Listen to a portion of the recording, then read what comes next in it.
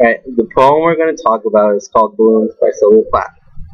The title Balloons is kind of like a floating type of like, it kind of gives off like a floating or a free, empty feeling. Yeah, at the same time, it's kind of like something like freedom, some sort of. And she starts off by talking to someone, we don't know who, and she introduces like the balloons with like a personification that they've been there like with them since Christmas. And she describes the balloons as guideless and clear. She begins giving them like attributes, like animal attributes to them in the first and second stanza. Some of the attributes are like oval soul animals, like they're moving and rubbing on the silk, which I guess like silk could kind of mean the skin, I guess. And she gives them like animal actions and sounds with the onomatopoeia and like the actions that the balloon makes, like giving a shriek and pop when attacked, and then scooting to rest, barely trembling. She describes the balloons as like with even more animal attributes when she says that they're like some sort of a yellow cat head or like a blue fish. They're like colorful. And in the second and third stanza, she compares the variety and the colorfulness of the balloons to like the plain environment, which like the environment is like dead furniture or like straw mats and white walls. And then like she continues like talking about the balloon, and in the third stanza she begins giving them like she begins comparing them to like globes, and globes are usually thought of as like containing life. And then she says that they're globes of thin air, red and green, like it's something that's colorful. They're delighting. She then in the fourth stanza, she alludes the balloons to peacocks blessing old ground with a feather, beaten in stereo metals. So it's kind of like she's expanding, like it's like a kind of expanding of like I guess the balloons, and like the ground is shaped gently with the feathers. It's kind of like a creation or some sort of thing that's being made with the balloons, I guess. Then like something happens in the fourth stanza is like she begins like a direct she begins speaking directly to the actual individual who she started in the first poem. And she's in the first part of the poem, she says like, your small brother is making his balloon squeak like a cat. So it's like it goes from being this General to specific, or okay, is that what you mean? yeah, Like, it goes from the general to specific, and like the brother is introduced, but we don't know whose brother or like what brother or anything about the brother. We just know that he's like messing with his balloon, and that he's like staring at it and its reflection, and that he kind of wants to get like a grasp or hold of it, and then like he bites into the balloon. It doesn't necessarily say it pops, but we kind of inference that because the brother sits back and then he just like stares out, like it's kind of giving like an image of the brother being like all that he sees is like all the colorfulness that was given in the first part of the poem, like all those attributes that were given to the balloon. That's what like the brother has been seeing all his life, I guess. And then like once he actually bites into the balloon and pops it, like all those colorful attributes that were given to the balloon that the child sees are like gone, and now he's just left staring into reality. So it's kind of like I guess a loss of innocence, since the kid was like placed in something that he grew up with, I guess, and then he all of a sudden just like it's gone from him. And then like an interpretation of the poem that we got was like since I guess it's Sylvia was talking about talking to her daughter. She had 2 children. It was like the daughter was older than, she had 2 children. One was a girl and one was a boy. The daughter was older than the boy. So she also had like severe depression problems, and like maybe this was ran at a time where it was like right before she died or she killed herself, so it's probably like her trying to. It's probably before she committed suicide, and she kind of wants to leave like her daughter with something because she had, I don't know, what was that thing? Well, I sort of saw it as maybe she left her daughter something because she had a distrust of men in general because she didn't like her father. She had trouble with her father, and she also was cheated on by her husband. So maybe Sylvia Plath assumed that all men were evil to an extent, and she left her daughter the responsibility of making sure that her son was not evil. Yeah. Another side of it that I guess we saw was that it was sort of like pregnancy, but I guess you could elaborate on that more. It's a bit of a stretch because she already had 2 children at this point. It was near death, and so the odds of her, I guess, wanting another pregnancy aren't that high.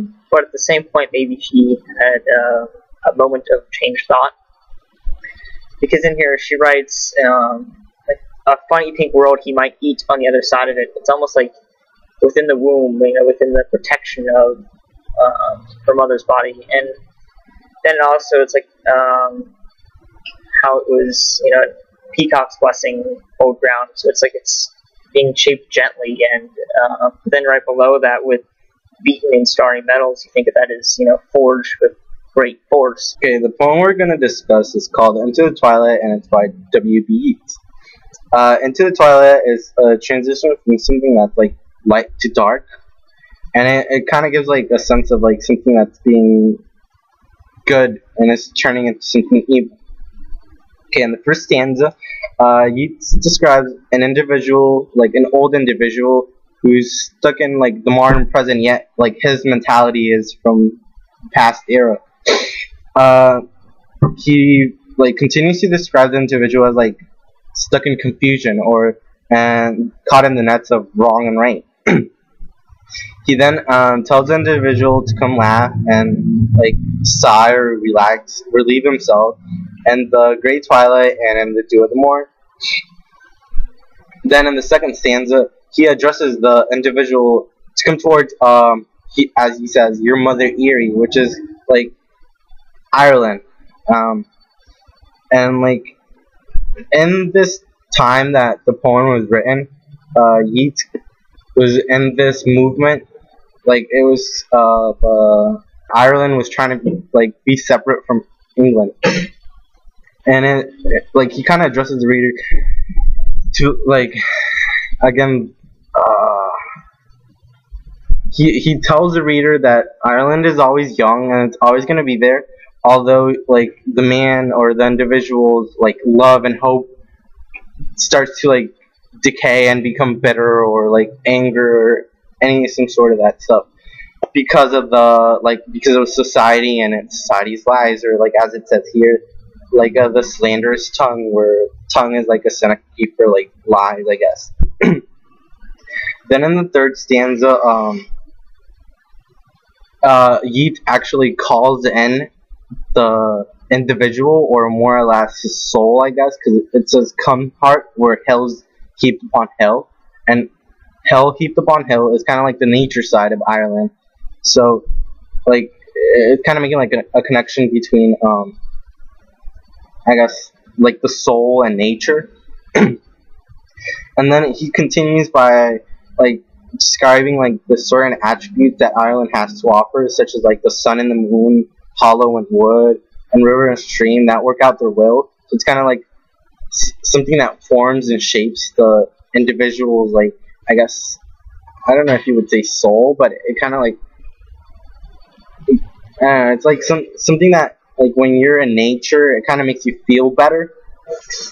And then the last stanza, it says, and God stands winding his lonely horn. So it's kind of like God is like approving of Ireland, I guess, and God is like usually the highest spiritual state or highest spiritual being that there is. So if God is there and he's, I guess, lonely, it's kind of like telling you, like, it's kind of making you want to go even more towards Ireland.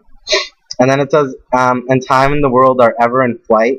So like time and space are kind of never ending, and they're still. So it's like it's good for the man since he's old, and if he's like stuck in the past, maybe in Ireland, I guess he could go back to the past and be happy. And it's kind of, and then it says, and love is less kind than the great twilight, and hope is less dear than the dew of the morn. So kind of like in that part, kind of exemplifies the great twilight and the dew of the morn, which is again properties of nature. So like the last stanza is kind of more or less like it's kind of like the persuasiveness of Yeats to call in the heart, like to enter nature. Like the basic, I guess I would say the theme. So like the basic theme of this is like the importance of nature and like how, like, I guess you could say it. To find nature, you need to find your spiritual side. Right. So in order to find nature, you have to find your spiritual side with his references to God, and how finding that, until you find your spiritual nature and find where you stand with your spirituality, that you can't truly connect with nature, because Yeats seems to imply that spirituality is a critical component of nature. It's a natural thing. Yeah, and without like actually finding nature, I don't think the individual could actually come clear out of the nets of wrong and right, like Yeats said in the beginning part of the poem. Right, so it ties a lot to morality and decision-making of determining right from wrong and the evil from good. So this poem by William Butler Yeats is called The Second Coming, and it starts out with turning and turning in a widening gyre, which is a common Yeats theme that he likes to use of a circling movement. It's sort of entrapment of ideas and of people, and then moves into saying how the falcon cannot get a falconer, and it's a reference to the master, the subject no longer follows the master, and then anarchy is loosed upon the world, and there's chaos everywhere. And there's a tide coming in that's full of blood and destruction. And the ceremony of innocence is drowned. So innocence is no longer relevant. It's no longer real. There's no such thing as innocence anymore. It's been taken from us. And then it goes into how saying that the best have lost all motivation, but the worst have every motivation to spread their evil. Surely a revelation is at hand, so the second coming must be here. But then Yeats is almost distracted by his spirit of the world, and it sort of changes his thoughts from maybe a positive second coming to one of great negativity. And a sphinx is in the desert, and it has a blank gaze, and pitless is blinding. They're being blinded by this great, powerful sphinx, and it obtains control in essence. But further down, it's referring to how the darkness drops again, and how maybe that's the light is being taken away. There is no more light for us because we've wasted it, what we had. And there's been 20 centuries of sleep and of no effort, but now the beast has come, not Jesus Christ, or a savior, but a beast has come to punish us instead of come for salvation. And this beast goes towards Bethlehem again to be a reference for Jesus and the initial. And I think maybe second coming as in something like as we kind of like thought it was. We first thought it was kind of like a rapture, kind of from like Jesus taking everyone to heaven. But maybe the second coming is like a rapture from the evil beast coming to, I guess, take control of like what now the world is turning into, like since all the evil and because like all the anarchy is loosed upon the world, maybe that like enables the beast for the second coming to happen. But instead of like Jesus, it's the beast, and like the beast comes in and takes control. Okay, so this poem is Two Views of Cadaver Room by Sylvia Plath.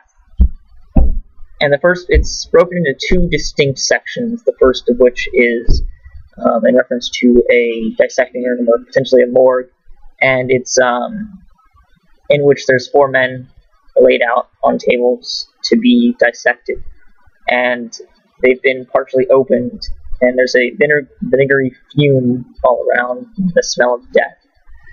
And how the death bats clung to them, its personification, but then it also goes on to say how the white smocked boys, who are the students of this, well, soon to be a medical school, they're going in and they're working there, dissecting the bodies, and then it goes to a specific person, a specific man, and refers to how his cadaver's head had caved in. And then it jumps to she, because she could scarcely bear. So then it refers to how she could scarcely make out anything, and how everything seems to be sort of falling apart, held together by strings, and a yellowed string, old string that was soon to break. And then she refers to how there's these jars of fetuses, essentially, around them, but then he reaches out and hands her a cutout of a heart, like a cracked heirloom, so maybe it's a broken heart, or it's also a heart that's now two-dimensional and has no depth to it. It's a cutout.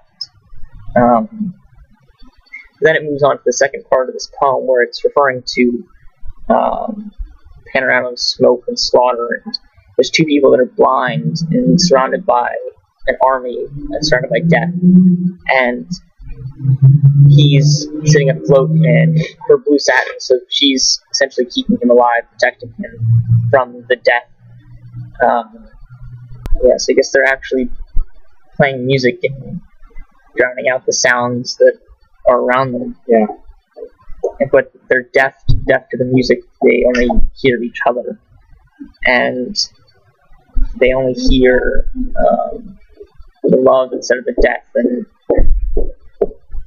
the lovers flourish, but not for long, because they are missing what's going on around them, and it's bound to change.